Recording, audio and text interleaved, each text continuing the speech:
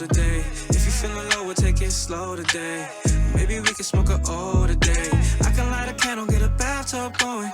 Go and pour you a glass of champagne, get you in your bag. Always make you laugh, get you on a flight and even have you coming fast. Baby, I can make it. All right, let's go, baby. Let's go. We got my man's Noah. Oh my God, this is so good. So glad I got my little milk here. Yes, sir. Get my milk. So, this is a surprise because, no one knows we're doing this.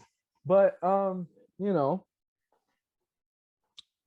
start this off, I kind of wanted to really dive into like your, just who you are right now. If you could tell everyone who you are. I know who you are. We know each other pretty well. No, but yeah, let me know and tell everyone who you are. What do you do, and kind of just a little bit about yourself. All right. What up, y'all? What up, y'all? This is me. What it do, baby? That's what I say. So, a little bit about me. My name is Noah, and to be honest, man, like as much as I like to talk, I don't like talking about myself, but I'll say this. Mm-hmm. I'm humble, I'm Mm-hmm. trustworthy, Mm-hmm. I'm loyal, and to be honest, y'all, I just want to change the world. Like, I just want to leave it better than I found it. Because like me growing up, like I grew up in like New York. I was right outside the city in a city called New Rochelle, which right near the Bronx. And I seen some things that kids shouldn't have to see, but also it's like I could have gotten wrapped up in gang life or shit like that, and sports saved my life. So I want to use sports as a way to save the lives of these young children that are coming up, and Okay. just be a positive male role model to them. Okay. The about that. So you said something about changing the world and changing children's lives and helping them become changing them through the path of sports, using the path of sports.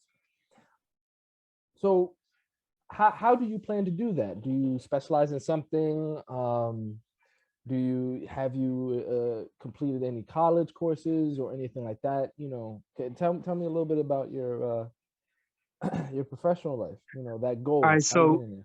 so I just graduated on May 14th from Misericordia University Congratulations! with, Congratulations! thank you, with a degree in sport management. Mm-hmm. And I've played sports my whole life. At school, I played basketball for a semester for the team, and then I played tennis for 3.5 years. Wow. And to be honest, like I think the education Mm-hmm. helped solidify the foundation that I already had to want to use sports as the way to bring people together. Because sports and cooking and music are the only three things that I've seen in the entire world Okay. that you could have people who hate each other, absolutely hate each other, would never hang out, would never be in the same circle with each other Mm-hmm. until they play a sport, they hear the same song, or they eat the same food. Mm. It just has a weird way of bringing people together, because what it is it's something we can all hold on to. It's a little bit of something that each person can grasp and touch and reach and hold on to. It's like we hear a song and a word could take us back to one of our best memories or one Right. of our worst memories, and you never know. When you step on a court, what's beautiful about sports is, at the end of the day, I've had teammates that I don't like. I didn't like a lot of my teammates, but we were going to achieve one common goal. Mm. So the most powerful thing that I learned is it doesn't matter what your differences are, as long as your intentions are pure and you want to achieve a common goal and achieve common greatness. Right. And the way that I want to do that is start like a low cost, you know, training facility for athletes. And instead of it being $150 an hour, it's like 10 or 20, and they could just come and and I'll be like a big brother to them. Like we'll have like mentors, we'll have snacks, we'll put out mentors in the community, have some like high schoolers that are doing the right thing, Right. help these 10, 16-year-olds, even it doesn't matter how old, however old you are, you can come there and have a place to have a big brother, have a positive male role model. That Okay. stems from me losing my father when I was 18. Okay. All right. I'm gonna kind of save that a little bit because as much as a lot of individuals will kind of delve into the specifics of somebody's past and their upbringings. I'm not that type of person. I'm not a psychologist. I'm not here to delve into your mind because of your childhood or because of outside influences from individuals.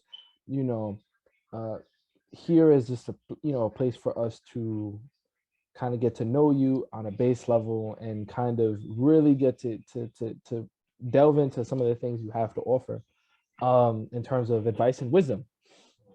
Um, not to say that none of these things are relevant. Please don't get me wrong. I got you. You know me. I'm not that type of person. But so you're planning to build an oasis, a place where young children, young individuals that are coming from struggling areas, places of poverty that they might not have a lot, and you're trying to give them a place to essentially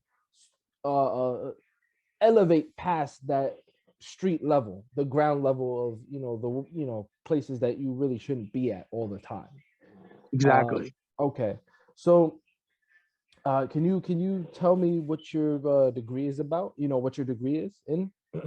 Yeah, so my degree is a bachelor's of science in sport management. So along with that, I've taken classes from, like event facility management, like learning about like Americans with Disabilities Act compliance, to learning how to design my own facility, all the way up to learning the law and learning contract law and learning how, like the legal aspects of, sports, all the way from compliance amongst college athletes. So I've had even learning about like the macro and microeconomics and how economics affect the sport business, but just businesses in general as well. So a lot of my education is focused in business, but then they also tie it into how you can relate that back to a sport. Like I took marketing and learning how to talk to people and be able to read the room and also be able to analyze if your conversation or your pitch is going well versus not going well. Okay, all right. So it seems like you definitely seem to have the skills to, one, not only bring out the best of, let's say, individuals, especially sports management, science of sports management. Obviously you have to manage a great deal, so it shows to me that your ability to essentially be a coach is obviously, since you just graduated, we are yet to await your ability in your career, in your field, waiting to see what you have to really run out the gates, hitting the tracks. And I believe you're doing wonderfully.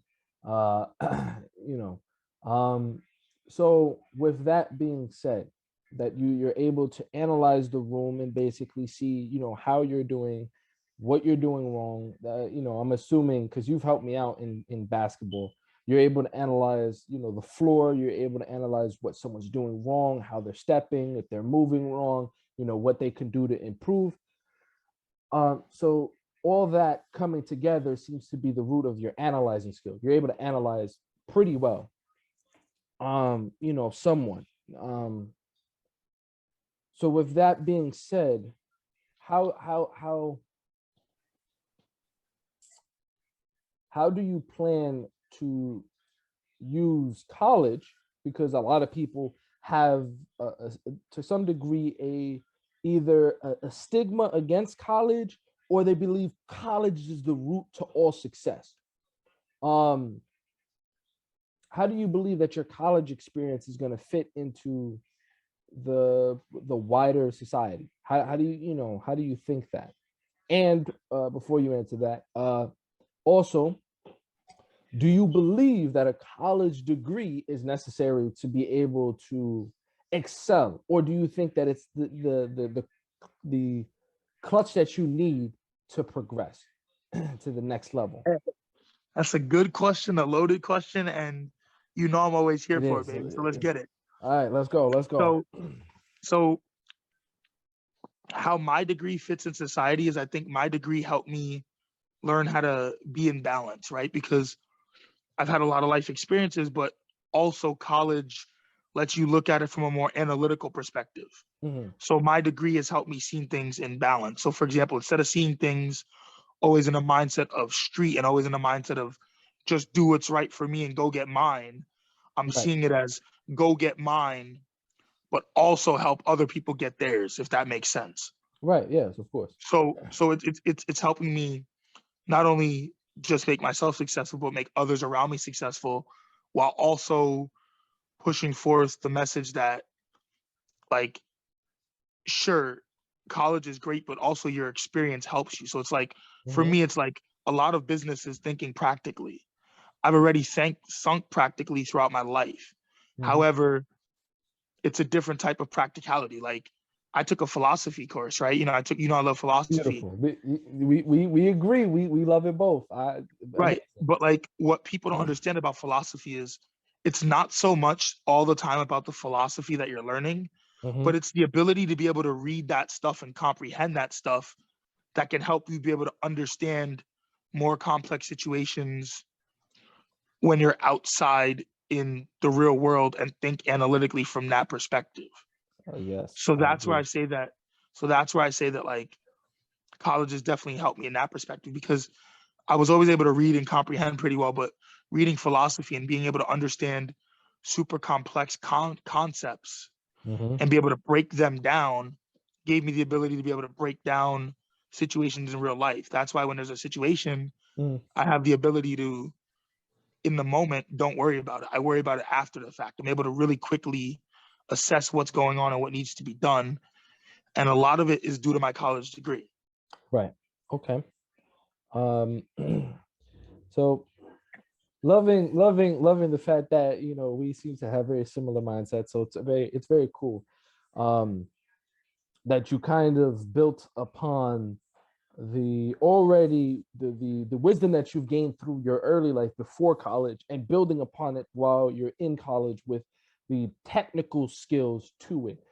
Maybe not the uh, maybe not yes, the technical skills, because you are learning the technicality of the situation. You might not, not necessarily, you could not be, but you could also be learning the application of those skills.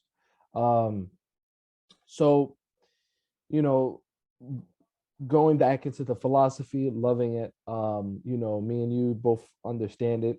Personally, I come from uh the philosophical side of being able to come to different states, different ideologies, uh, being nihilism, existentialism, absurdism, and all the other isms, uh, utilitarianism for that matter, stuff like that. Loving all of it for what it is, but can despising some of it. But the analytical part, when you said that, I love that. When it comes to the philosophy that you've learned in college and how it helped you to analyze exactly the constructions of when people say something, when they're using arguments, when stuff like that. Obviously you didn't say it, but paraphrasing. Um, so it seems to me that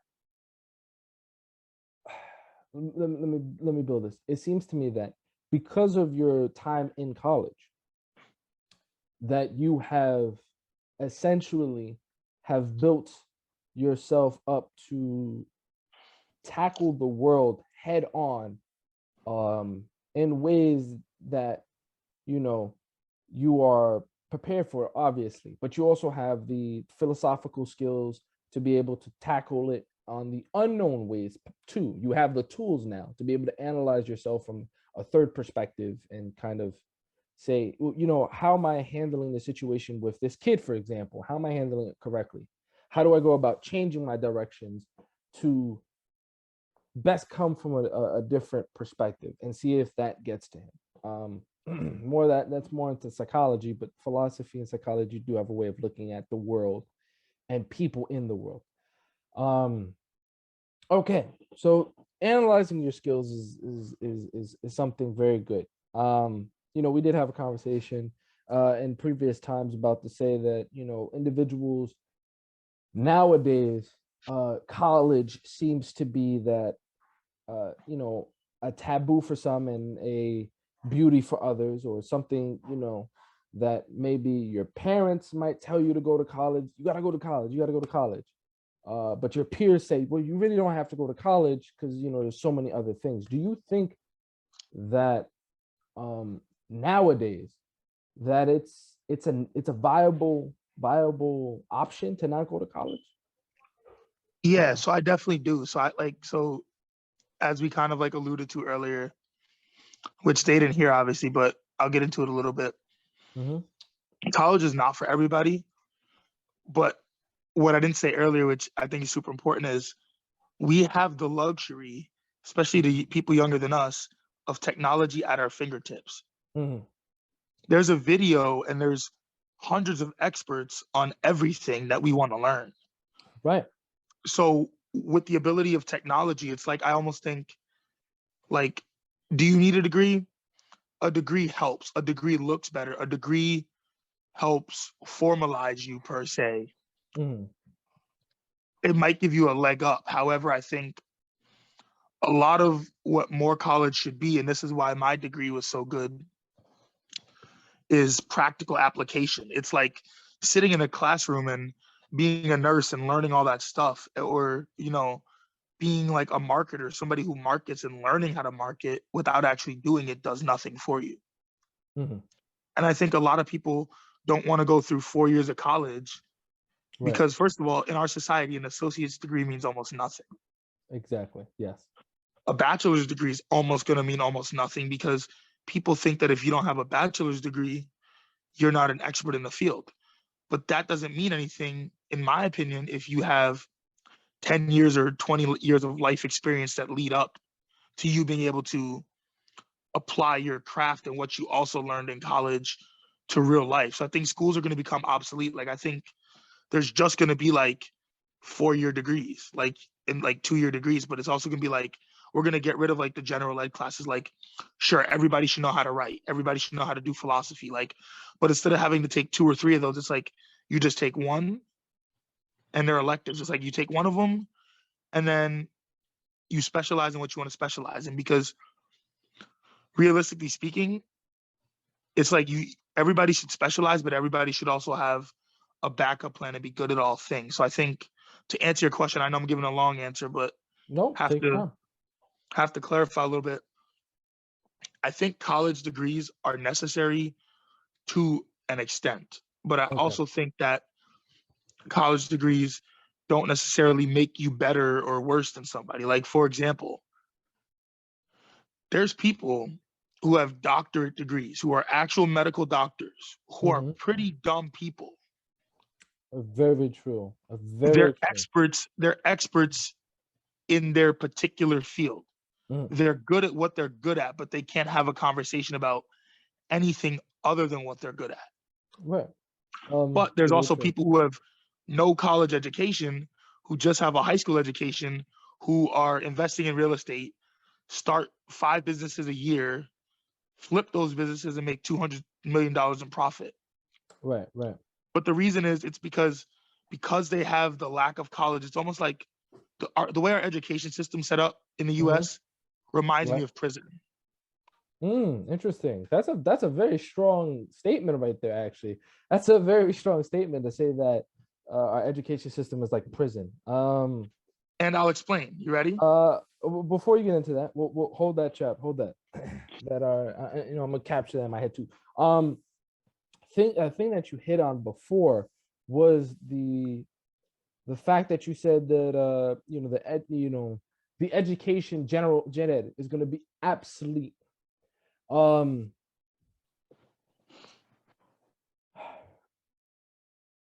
I'd have to disagree with you there. I have to disagree with you. I think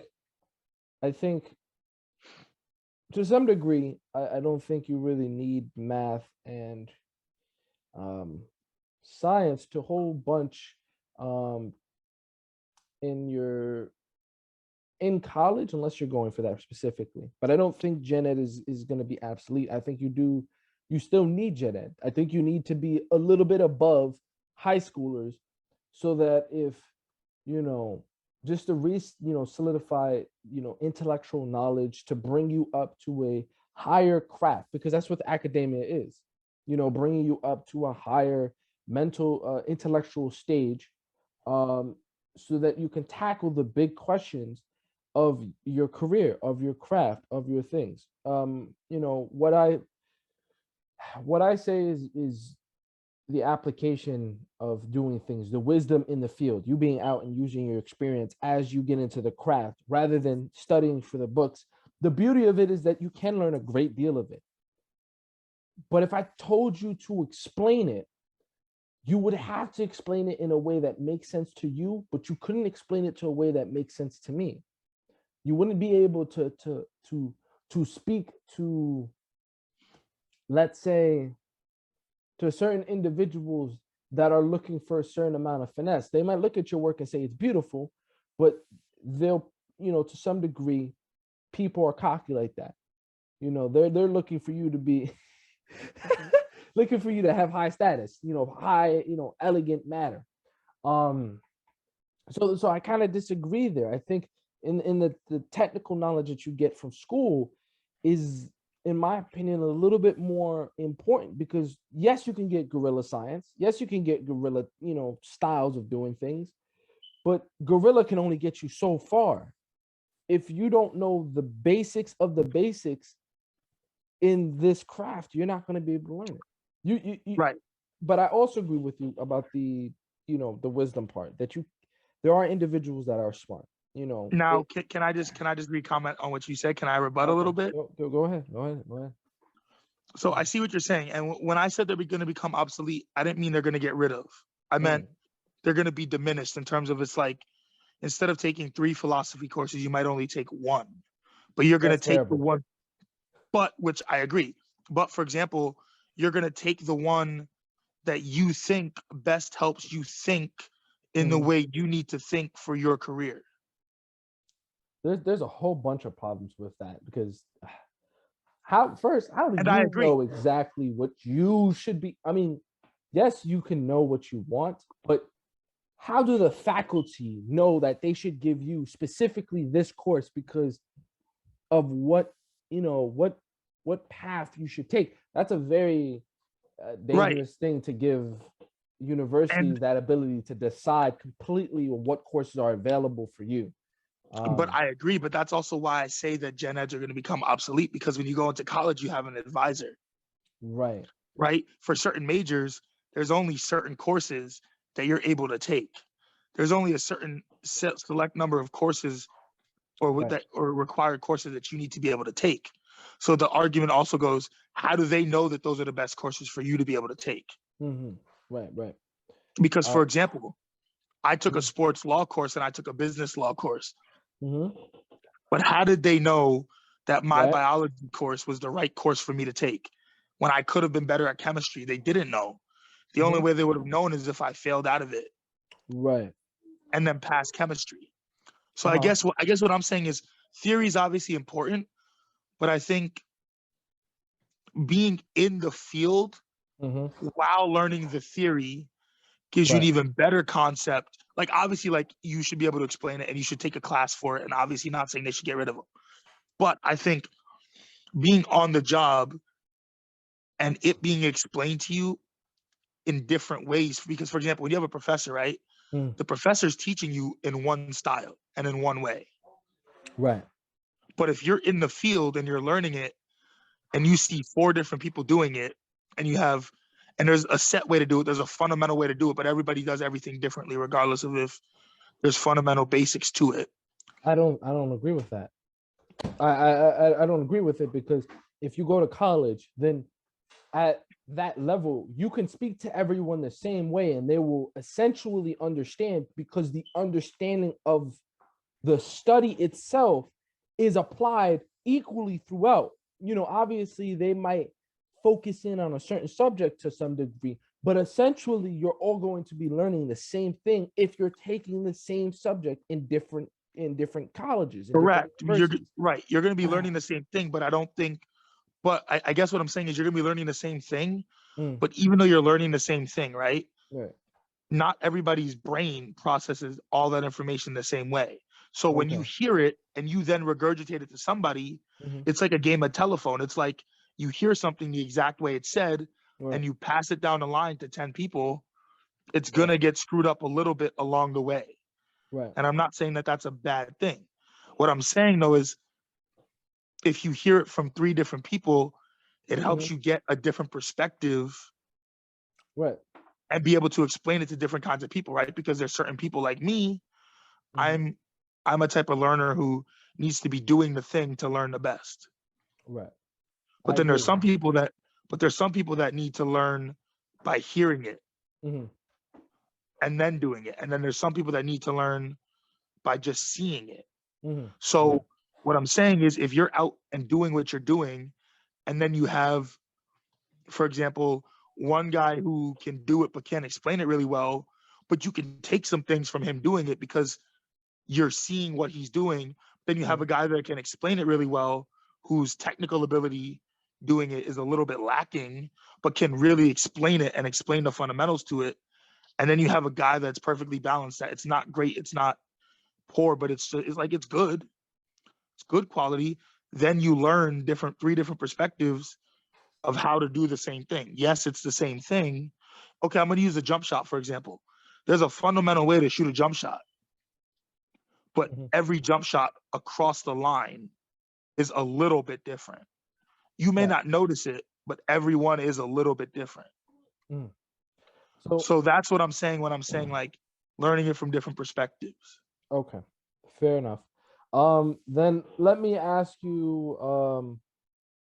Okay, my boss wanted to see something. Then let me ask you. Let's go back to the original conversation because I can see we only have 10 minutes left.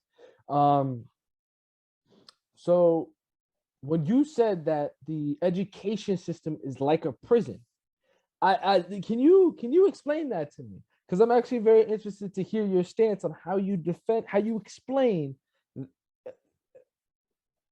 how do you explain that um that subject, because it doesn't seem like an individual will be able to to understand. It's not, what's a way to say it, simplifying, maybe not in the right way, but simplifying heuristic.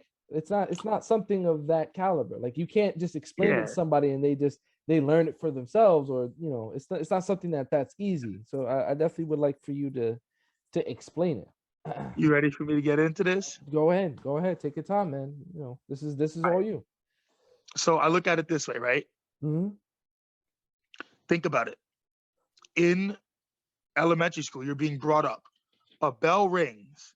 Hmm. You're told where to go, where to be. There's people walking the halls, and if you're not in the hallway or in that place or where to be, you get in trouble or written up or in detention. If Hmm. you're in prison, there's somebody walking the halls. There's a bell that rings that tells you where to be. Right. You have no individuality. Hmm. And if you don't comply, you get thrown in the hole, which is equivalent to detention in school, Right.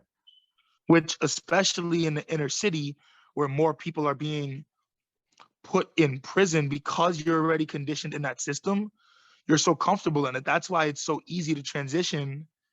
Hmm. That's why a lot of like high school is just like they're 14 and they're going into prison, and but then they have a harder time leaving prison because you've been conditioned your whole, it's like nature versus nurture, right? You're brought up to listen to the bell, you're brought up to listen to the authority, you're Okay. brought up to listen to the people wearing different color clothing than you. Okay. You're brought up and you're conditioned in a mindset of straight compliance with no individuality, and not no individuality, but minimal individuality, and just having to listen, listen, listen. Right. And in prison, the whole structure is based on you need to follow authority, you need to listen, and you need to do this. That's why people who have been in prison for so long have such a hard time getting out and going Mm. into the real world where there's no structure like they had growing up in grade school, because there's no bell, there's nobody telling them where to go. There's nobody doing this, and they have to fend for themselves, which Hmm. is why the retention rate in prison is so high.